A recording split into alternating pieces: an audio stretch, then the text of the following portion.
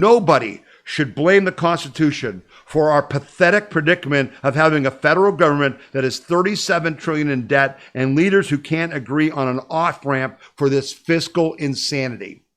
The fault is with we the people, not our Constitution. For generations, too many Americans have lacked the moral integrity to honor the Constitution and abide by the limits on governmental mischief that it imposes. The Constitution, as noble as it is not self-enforcing. It is simply a codification of principles and guidelines that are only as effective as American voters and politicians allow them to be.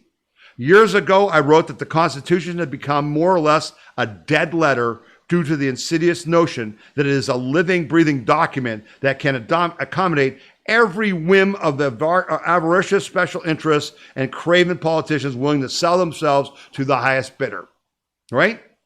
Among other evidence of the demise of the Constitution, I cited our acceptance of unconstitutional money, our rejection of the 10th Amendment that was intended to keep the scope of government activity strictly limited, and the perversion of the general welfare clause, inverting its meaning from providing special interest politics to enshrine special interest politics as a new progressive model operandi.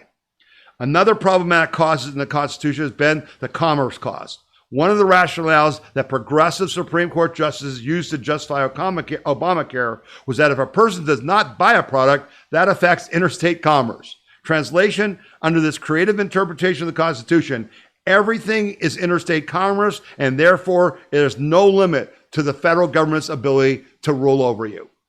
That's not the Constitution. That's not what it meant.